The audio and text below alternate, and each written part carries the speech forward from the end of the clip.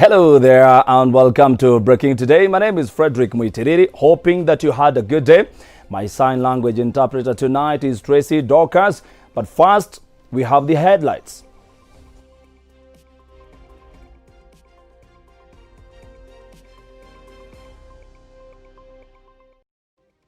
Form 3 student in Kisii County stabs his 2 teachers as knife attacks become rampant among teenagers in the country. Drama as Muranga man prepares his own grave. Musalia Mudavadi Zamani National Congress Party comes out guns blazing at Deputy President William Ruto, calling him to resign or face impeachment over his remarks at a church last Sunday.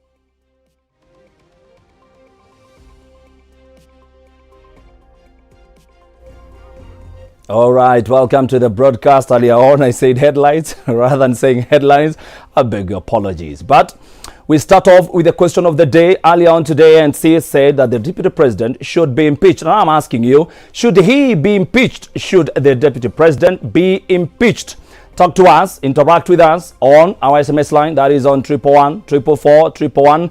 On Twitter, we are at Switch TV Kenya. And my own Twitter account or Twitter handle is at Fred Muitiriri. Welcome to the broadcast. Now, we start off with a sad story where a lone student at Kisii School has severally stabbed his 2 teachers in a bizarre accident never witnessed before at the institution. The 2 teachers who sustained serious face, head, legs and back injuries were rushed to a private hospital in Kisii town where one was discharged and the other was admitted. Daniel Kariuki with the story. The Form 3 student who allegedly reported late to class refused to kneel down as a form of punishment by his teacher Edwin Mokaya and instead flashed out a knife from his socks and viciously attacked him. Well, we are grateful that our family member is alive, but we want to appeal that teachers need to be protected, they need to be safe so that their welfare is well known. Because students who've joined school, they also need to be taken through to be given some form of psychosocial support. Another teacher, Alvin Maato, who came to rescue his colleague, was equally stabbed. School rules, however, stipulate that all students entering the institution from holiday be thoroughly frisked by the administration, including use of metal detectors.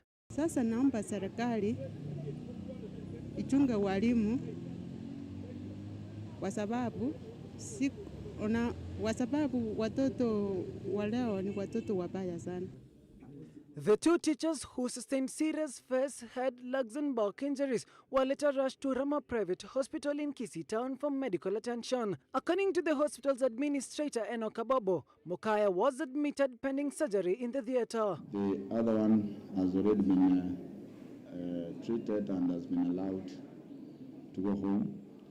But for the case of Edwin Mokaya requires further treatment. Contacted over phone, Kisii County Commissioner Abdi Risak Jaldasa confirmed the incident, saying the suspect had been arrested and investigations had commenced. Daniel Kariuki for Switch TV. Thank you, Daniel. Now, as learning gears into week 2, the government has dispatched all 43 principal secretaries to schools across the country to assess the impact of COVID-19 on education. And the report in most schools is that social distancing, insufficient water, proves to be a challenge in ensuring that the spread of COVID-19 is mitigated. Harriet Chimea files the report. 43 principal secretaries have been dispatched to schools across the country to assess the impact of COVID-19 on education and whether the necessary protocols, including wearing of face masks, provision of water and soap in facilities, are being followed. The program is dubbed Operation Back to School. We are also wanting to find out what are the impacts on the social life as it relates to the relationship between them and the other opposite sex. How are the teenage pregnancies being reported, and what are the county and the national education team doing to be able to address them. Dr. Margaret Mwakiwa, the Principal Secretary for Regional Development, toured primary and secondary schools in Kilifi County to evaluate the success of the national government's desks and locker project that was aimed to achieving social distancing in schools. But we also want to see are there any additional charges that parents are incurring that probably are also impacting on even the reporting. Wish to see how the physically challenged are coping with the current dispensation. And not only the pupils and the students, but also how are the teachers relating and coping. As the evaluation continues, the reality came into picture that students in various schools in Kilifi South, Chonyi, Rabai and Kaloleni sub-counties were forced to learn under trees. Kilifi North Deputy County Commissioner Josephat Mutisie reported that 84.2% of learners in public primary schools had reported back to school, while private primary schools had reported a 77.5% attendance. It was clear, as PSs reported, that schools were facing the same challenge of enforcing social distancing, while some lacked water for hand washing, despite having put in place watering points. Harriet Chimea reporting for Switch TV.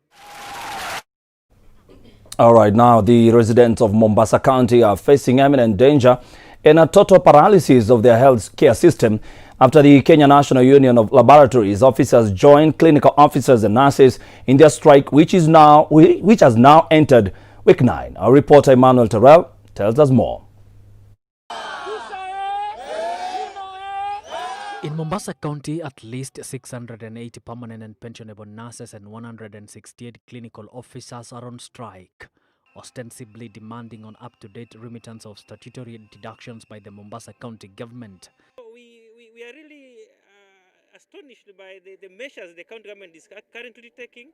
Instead of addressing the issues as they are, by holding the horn by its horn, the bull by its horns, so that they address the issues we have actually very simple things that we've raised with the county government of Mombasa. And therefore we want to say that the doctors who have been sacked, we demand that they are reinstated to work so that this issue can be addressed amicably to ensure that services resume in this county. The Kenya Medical Training College KMTC students are also feeling the sting of the stalemate, since their learning has been greatly affected, with their student leader coming out to strongly condemn the prolonged crisis.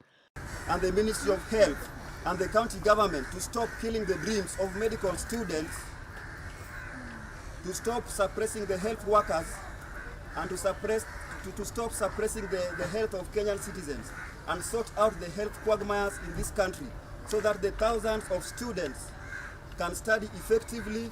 The students who recently resumed learning after the prolonged closure of learning institutions due to COVID-19 claim they may be forced to repeat class if their practical lessons continue to be hampered. So for us, we are not supposed to go back to class tuanze kwanza kusoma tena theory. Tofaa kwa hospitali kuwa tupate hiyo experience and the nursing. For that, we need the nursing in charge. Affected hospitals include Portrays Hospital in Changamwe, Chuda Sub-County Hospital, Likoni Health Center, the Coast Teaching and Referral Hospital, City Reg and MLA Leo Health Center in Kisauni. Emmanuel Terrer, Switch TV. Sad situation in Mombasa. Hopefully that this is going to be averted as soon as possible. Now, to a very funny story in Murang'a County, where Samuel Waweru, a resident from Bombo Village, Murang'a County, has shocked many after he decided to make his own grave where he should be laid once he dies. The grave, which has taken him time and money to build, is located outside his residence. Alex Kanyaru with the story. Samuel, who is a retired teacher, has built his own grave aside from drafting his own eulogy, which should be read during his burial ceremony. Hatujaiona maisha yetu. Mtu anajitengenezea mahali ya kushikwa na anatengenezea mahali dudu atakulia akikufa. Na anasema mambo ingine hatujaisikia maisha yetu. Kama ya kutengeneza kama kanyumba. Mwingine alikuja akamuuliza kwani umetengenezea uba mahali ya kukaa, akamwambia enda kabisa kwa barabara.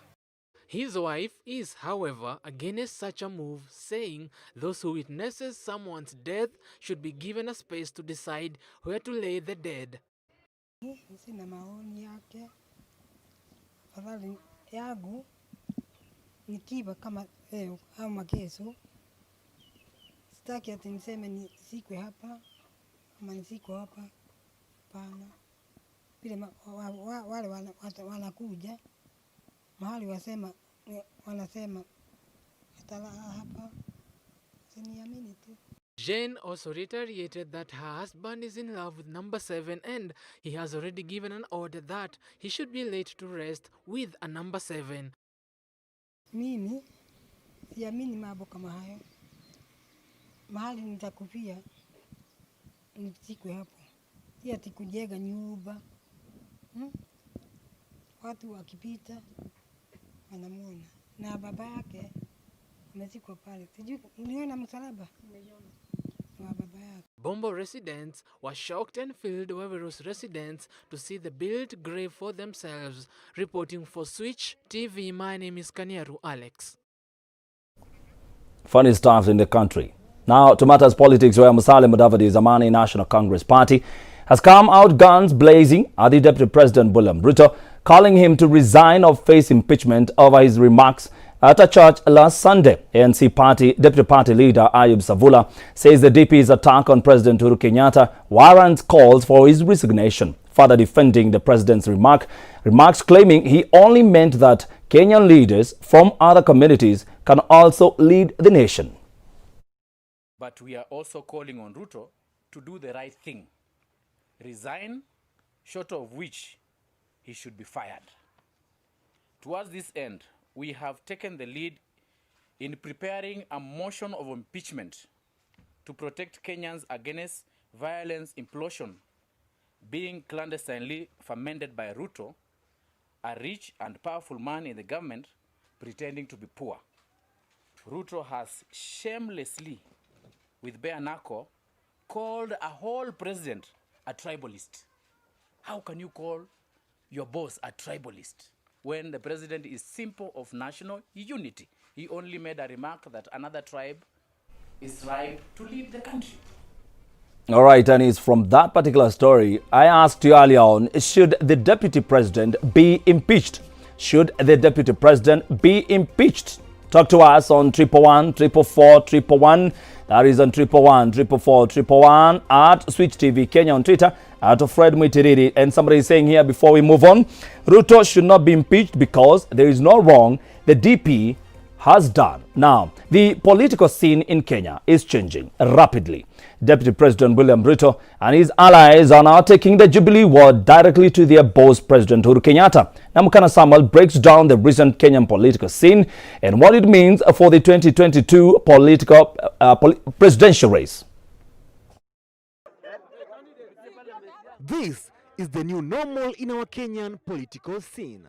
Hata mimi naweza nisimame hapa basi niseme kuna jamii tu mbili za Kenya ambazo zimetawala, labda ni nafasi ya jamii nyingine pia kutawala. Niliunga mkono Mheshimiwa Uhuru Kenyatta sio kwa sababu ya kabila yake.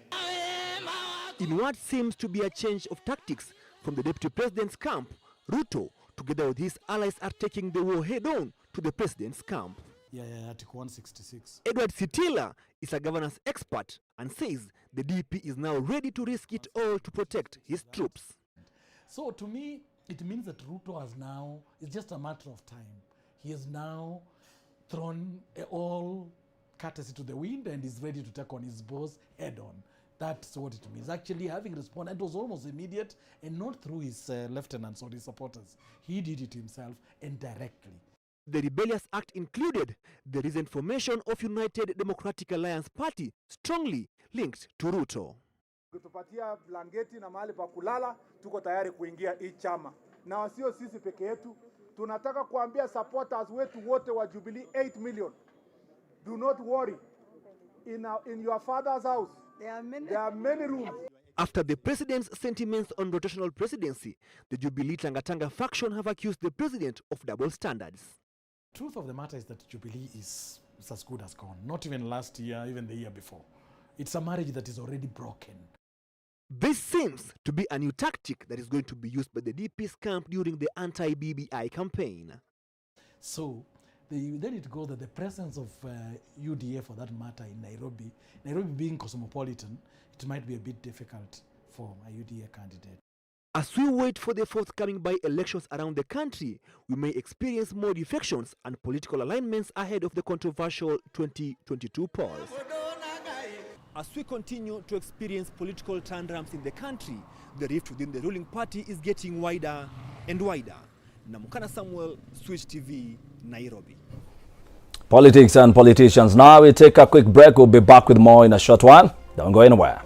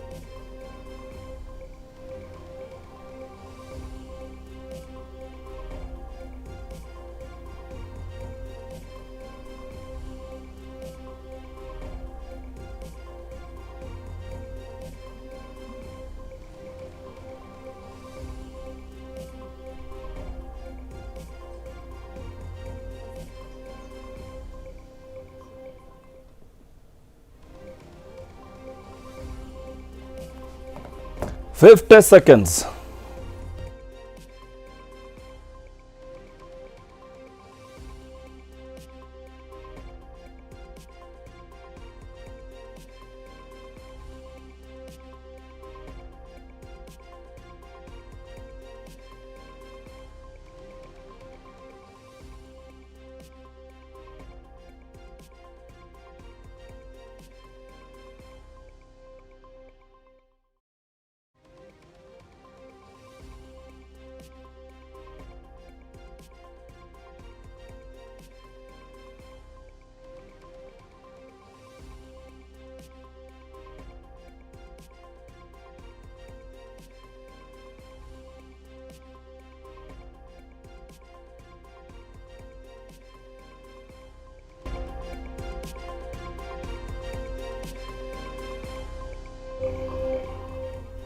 And welcome back. Now to matters judiciary. Who will replace the immediate former Chief Justice David Maraga, and what is the process of choosing the next Chief Justice?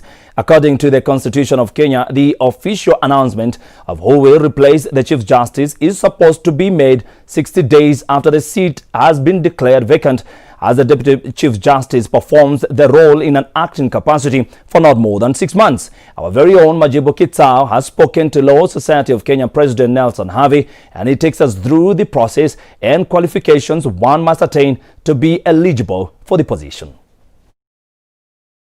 Under the new Constitution of Kenya, the Chief Justice is formally appointed by the President but is selected by the Judicial Service Commission following a competitive process involving vacancy announcement, shortlisting of applicants, and interviews. In order to be appointed as Chief Justice, a person must have at least 15 years' experience as a legal practitioner. Must have practiced for 15 years. That's the most important one. And among integrity is also key. That is where you need to get clearances, certain clearances, yes. At the end of the interviews, the Judicial Service Commission selects one individual whose name is forwarded to the Parliament for vetting and approval, after which the candidate is formally appointed by the President. And on matters gender, the legal experts had this to say. I don't think that is all we should look into, because to be honest, by virtue of being a lady or a gentleman, that should not be the only requirement for you to be a CJ. What we need is someone who will come and uphold the law. Someone who will be brave enough and courageous enough to protect the Constitution, guard it jealously, and who will fight for the independence of the judiciary. History has demonstrated that if you have an individual, a man or a woman, who upholds the rule of law, who is capable of doing the right thing, it really doesn't matter what your gender is. What we are looking at as Kenyans is a Chief Justice who will be able to follow in the footsteps of David Kenani Maraga. Be it a woman, be it a man, it's really not a big consideration. The independence of the judiciary and its relationship with the executive arm of government are some of the critical issues being upheld by the advocates, and according to them, defunding the judiciary is one of the things that deprive of its independence. Because you see, when you stifle the judiciary, you don't give it enough funds, that is one of the ways you are trying to control it.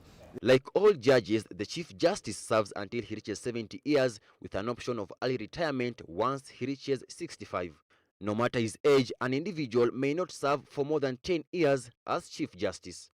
Anxiety over who will replace the immediate former Chief Justice David Maraga continues to explode in the public domain. Who will replace Maraga? Well, only time will tell. Majibu Kitsao for Switch TV.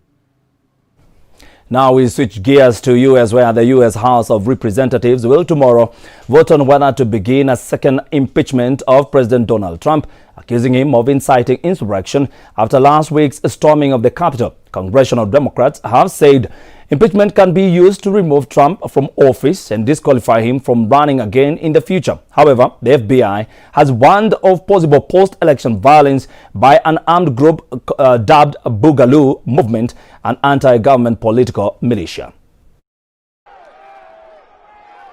Democrats began the process of impeaching President Donald Trump for a second time on Monday if the Vice President Mike Pence and the cabinet do not remove him from office. Democrats introduced a resolution calling on Pence to invoke the 25th Amendment of the Constitution and remove Trump from the White House for being unfit to discharge his duties. Republicans blocked an immediate vote on the resolution. The Democrats followed up by introduction of an article of impeachment up for the Donald Trump incitement of insurrection over the roll-in Wednesday by storming up the U.S. Capitol by his supporters. Dealing with the impeachment and have to getting my people nominated and confirmed in the Senate, as well as moving on the package. The dramatic move comes just 9 days before Trump is to leave the White House and the president-elect Joe Biden is to be sworn in as the 46th president of the USA. The Democratic Representative Steny Hoyer of Maryland introduced a resolution calling upon Pence to invoke the 25th Amendment and declare Trump incapable of executing his duties of office. Republican Representative Alex Money of West Virginia objected it to passing the resolution by what is known as unanimous consent, and it will be up on Wednesday next week.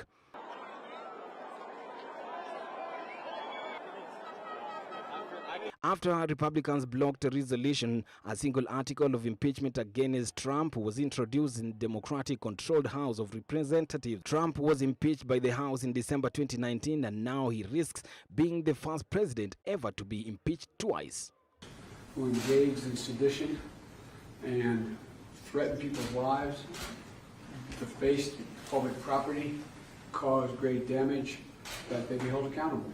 Instead of being packed with crowds, the enormous lawn stretched away from the Capitol will be dotted by 191,500 flags of varying sizes, according to Biden's inauguration committee. Trump has announced that he will not attend the inauguration, which Biden has called a good thing, as Vice President Mike Pence says that reportedly he will be there.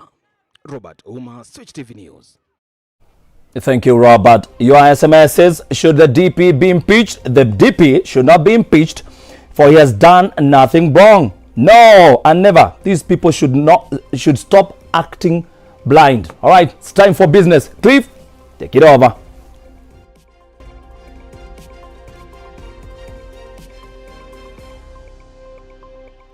Right, thank you, Frederick Muitiriri. It's time to delve into the world of commerce. Good evening and welcome. My name is Clifford Ndubi. Now, the nation is at stake of being economically colonized by its lenders due to the rising debts taken for projects, that is according to Thika Member of Parliament Patrick Wainaina. In addition to that, Kenya lawmakers are close to agreeing on legislation that will hold excessive government borrowing and do due diligence on debt-funded projects. Some projects have become cash cows for unscrupulous state officers, and there are concerns about the economic viability of the 162 billion Nairobi-Naivasha section of the standard gauge railway line, whose repayment is due later this month. The Public Debt Management Authority Bill 2020 seeks to establish an independent state agency to review the purposes for all borrowing proposals floated by the National Treasury and advise the National Assembly on the feasibility of the loans. This comes at a time when the Treasury is pondering on increasing the debt ceiling to 12 trillion. In another 10, 20, 25 years to come, I'm very, very afraid of what is going to happen to this country. So this is what you're saying. Number one, as a National Assembly, we also need to get very serious on capping the debt, especially the bilateral debt. In fact, multilateral debt is a bit better, but I think we need to look at those both loans and say, for as far as these loans are concerned, we put a ceiling. In fact, we should put a freeze on these loans until we get a new government where we sit down and say, what are the modalities of taking new loans? In a country that is striving to develop its projects to befit its second-class world status, the burden is becoming heavier as the government cannot sustain its own internal expenditure. When this money comes, instead of doing proper development, this money is going into the pockets of people. So basically what you're saying is we're increasing the debt without necessarily increasing the development. And that means when it comes to paying these debts, we will not have money. As Kenya looks to increase its debt ceiling, on the other hand, the country has received reprieve from a debt payment relief from Pahei Club creditors that will see the country delay loans worth $802 million to the end of June. The creditors said they accepted Kenya's request but gave a time-bound suspension that runs from January 1st to June 30th. The application of the term sheet of the Debt Service Suspension Initiative and its addendum, also endorsed by the G20, it recognized that Kenya is eligible to benefit from the initiative. Clifford Ndubi, Switch TV.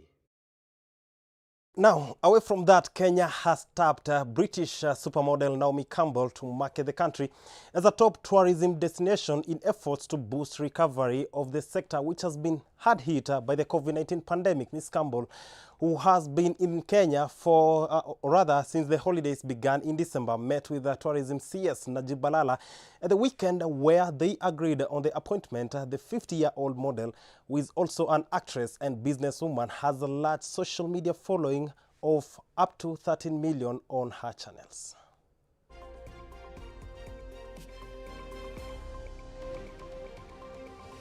And finally, in our roundup today, the sleeper company Crocs keeps profiting in the pandemic, and Tesla will soon be tapping in the Indian market. Here are the stories with Joan Kutuni. Crocs' bittersweet moment has arrived in the midst of a global pandemic. The firm clog expects 2020 to be a record sales year. The company expects sales to have increased over 12% in 2020 to a record of $1.38 billion, up from its previous forecast of about 5% to 7% growth. It also anticipates sales growth of 20% to 25% in 2021. Crocs has not yet released the date of its fourth quarter results. In other stories, Tesla may finally be coming to India. The country's transport minister, Nitin Gadkari, says that the Elon Musk electric car company will start selling vehicles there next year. Asked by a Twitter user on Sunday about the company's India plans for 2021, Musk said that the company will definitely enter the market, though not in January. Other American companies have been retreating from India over the last few years, including General Motors and motorcycle maker Harley Davidson. Car sales in India dropped sharply in 2019 as new safety and emission regulations drove up prices and troubles among India's consumers.